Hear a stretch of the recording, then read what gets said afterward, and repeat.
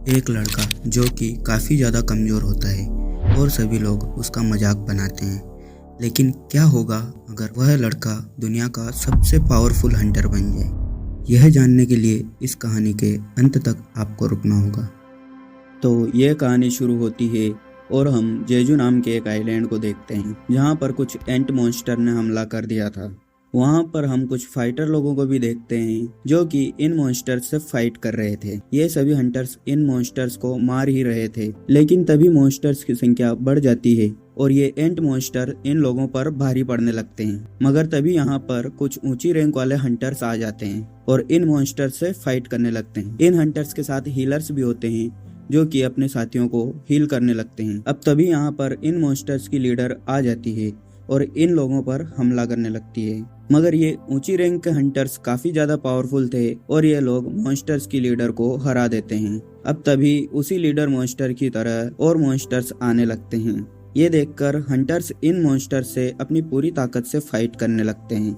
यहीं पर हम इन हंटर्स के कमांडर चोई को भी देखते हैं। चोई अपने एक ही बार में कई सारे मॉन्स्टर्स को जला देता है और अपनी टीम के साथ मिलकर इन मॉन्स्टर्स से फाइट करने लगता है। फिर हमें बताया जाता है कि आज से 10 साल पहले अचानक से धरती पर कुछ ऐसे पोर्टल खुलने लगते हैं जिनसे अजीब अजीब से मॉन्स्टर बाहर आने लगे और इन मॉन्स्टर्स पर किसी भी प्रकार के आम हथियार का कोई असर नहीं होता था और इसी वजह से कुछ लोगों ने अपने आप को ट्रेन करके उन मॉन्स्टर्स से फाइट करने के लायक बना लिया।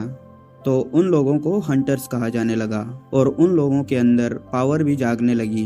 हालांकि उन लोगों की पावर एक बार बढ़ने पर ना तो कम होती थी और ना ही बढ़ सकती थी और इसी कारण से हंटर्स की पावर के हिसाब से उन्हें अलग अलग रैंक दी गई, जिसमें सबसे पावरफुल हंटर को एस रैंक दी गई और इसके बाद ए, बी, सी और डी और सबसे कमजोर हंटर को ई रैंक दी गई। फिर इसके बाद कहानी प्रेजेंट डे में आ जाती है जहां पर हम किम नाम के एक हंटर को देखते हैं जो किसी तरह की रेड पर जाने की तैयारी कर रहा था। तभी उसके पास उसका दोस्त इस रेड पर जाने के लिए आ जाता है। यहाँ पर हम जिनवू नाम के एक लड़के को भी देखते हैं जो कि ई रैंक का हंटर होता है और उसे सब लोग वीकेस्ट हंटर कहते हैं। जिनवू यहाँ पर इन लोगों के साथ रेड पर जाने के लिए आया होता है। जिनवू को देखकर किम अपने दोस्त को बताता है कि जिनवू सबसे वीकेस्ट हंटर है और ये अपने ई रैंक के हिसाब से भी लड़ाई नहीं कर पाता है और मामूली मॉन्स्टर से भी हार जाता है। यहाँ जिनवू इन लोगों को अपने बारे में ऐसी बातें करते हुए सुन लेता है जो सुनकर उसे बहुत बुरा लगता है। अब तभी जूही नाम की एक लड़की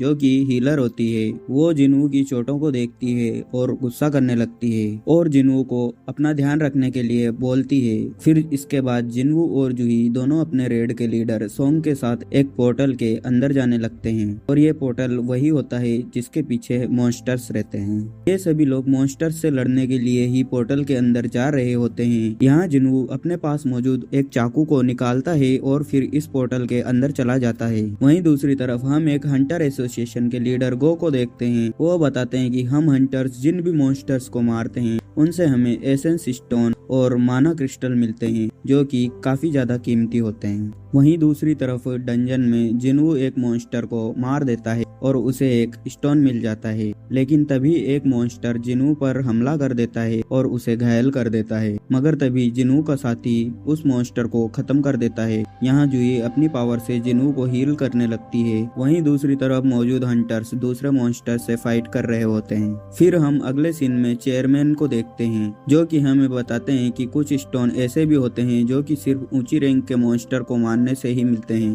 और उन स्टोन को माना क्रिस्टल कहा जाता है।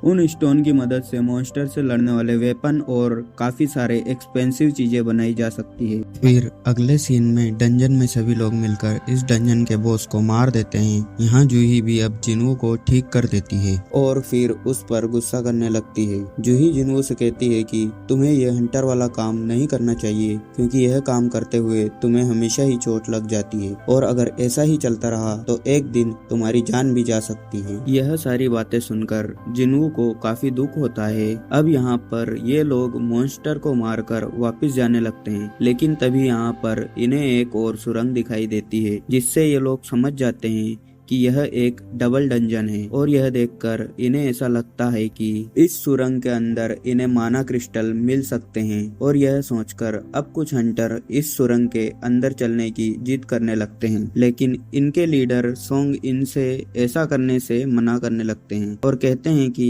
ऐसे हालातों में हमें हंटर एसोसिएशन के ऑर्डर का वेट करना चाहिए। मगर कुछ हंटर अंदर जाने की जिद करने लगते हैं। इसके बाद सोंग सभी हंटर के बीच में वोट करवाते हैं ताकि वो जान सके कि कौन कौन अंदर जाना चाहता है और कौन कौन नहीं जाना चाहता। यहाँ सभी लोग अपनी अपनी मर्जी बताते हैं, जहाँ आधे लोग अंदर जाना चाहते थे और आधे लोग अंदर नहीं जाना चाहते थे। अब आखिरी में जिनू का वोट ही बचता है। यहाँ जिनू जानता था कि यह डंजन डी रैंक की डंजन है और वहाँ जाने पर वह मर भी सकता है, लेकिन जिनू अपनी माँ के इलाज और अपनी बहन की पढ़ाई के बारे में सोचता है और वो जाने के लिए मान जाता है ताकि वो और पैसे कमा सके। फिर इसके बाद जिनू और उसकी टीम सुरंग के अंदर चली जाती है और वो सुरंग में काफी अंदर तक आ चुके थे। यहाँ सोंग सभी को बताते हैं कि हमें इस डंजन के बॉस को मारे हुए 40 मिनट बीत चुके हैं। अब हमारे पास बस 20 मिनट का टाइम ही बचा है, क्योंकि बॉस के मरने के बाद वो पोर्टल 1 घंटे में बंद हो जाएगा। यहाँ पर जूही भी जिनू पर गुस्सा करती है। यहीं इन सभी लोगों को एक बड़ा सा डोर दिखाई देता है। यहाँ ये सभी हंटर लालच में आकर उस डोर को खोल देते हैं और एक बड़े से तहखाने में आ जाते हैं, जहाँ पर काफी सारी बड़ी बड़ी मूर्तियाँ होती है, जो देखकर इन्हें बिल्कुल भी समझ में नहीं आता कि ये स्टेचूज यहाँ पर क्या कर रहे हैं। अब तभी यहाँ पर इन लोगों को प्राचीन भाषा में कुछ रूल्स लिखे हुए दिखाई देते हैं।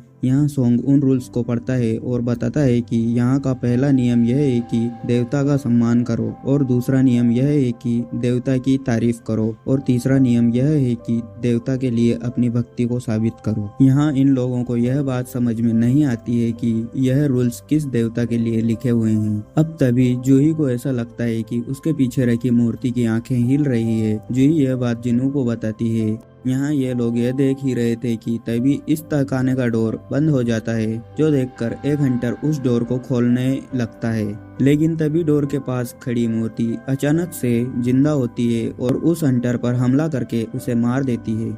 यह देखकर सभी लोग हैरान रह जाते हैं। यहाँ जिनू सोचता है कि जो हंटर अभी मरा था वो डी रैंक का हंटर था और जिनू तो ई रैंक का हंटर है, उसका जिंदा बच पाना तो बिल्कुल नामुमकिन है। यहाँ जिनू अब उस गॉड की मूर्ति को भी देखता है, जिसकी आंखें मूव करती है, जो देखकर जिनू समझ जाता है कि ये सभी लोग यहाँ पर आके फंस चुके हैं। फिर जिनू कहता है कि जब से मैं हंटर